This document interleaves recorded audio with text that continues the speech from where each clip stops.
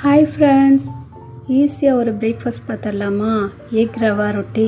அதுக்கு 1.5 கப் ரவை எடுத்துக்கிட்டேன், தேவையான அளவு உப்பு சேர்த்துக்கிட்டேன், அப்புறம் ஒரு எக்கும் அதில் சேர்த்துக்கிட்டேன்,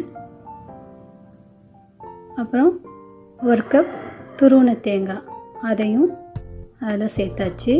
இப்போ இந்த 3ஐயும் நல்லா மிக்ஸ் பண்ணிக்கலாம். எக்கு எதுக்கு இதில் சேர்க்குறேன்னா, ரொட்டி சாஃப்டாக இருக்கும், சுட சொல்ல பிஞ்சும் வராது, டேஸ்ட்டும் நல்லாயிருக்கும். அதுக்காக தான்.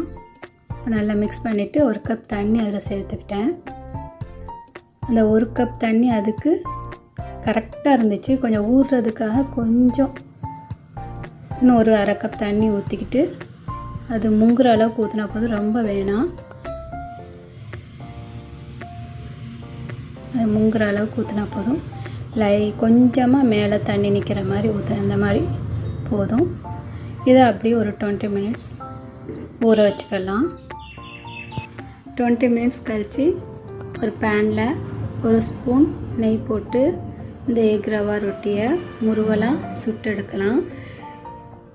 இதுக்கு நேற்றுள்ள கறி குழம்பு, மீன் குழம்பு இருந்துச்சுன்னா ரொம்பவே சூப்பராக டேஸ்ட்டாக இருக்கும், ரொம்பவே சாஃப்டாக இருக்கும். அது மட்டும் இல்லை, காலையில் ஸ்கூலுக்கு பிள்ளைங்களுக்கு ஈஸியாக செய்யக்கூடிய ஒரு பிரேக்ஃபாஸ்ட் ரெசிபி தான் இது. நீங்களும் ட்ரை பண்ணி பாருங்கள், பிள்ளைங்களுக்கு கண்டிப்பாக பிடிக்கும்.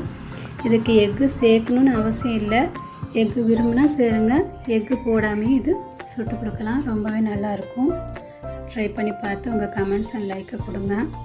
என்னுடைய சேனலுக்கும் உங்கள் சப்போர்ட் கொடுங்க. என்னுடைய வீடியோஸ்லாம் பிடிச்சிருந்துச்சுன்னா லைக் அண்ட் கமெண்ட்ஸ் கொடுத்து மறக்காமல் சப்ஸ்கிரைப் பண்ணுங்கள். பாருங்கள், சூப்பரான எக் ரவா ரொட்டி ரெடி ஆயிடுச்சு. சாப்பிடலாம் வாங்க, ரொம்பவே டேஸ்ட்டாக இருக்கும். தேங்க்ஸ் ஃபார் வாட்சிங்.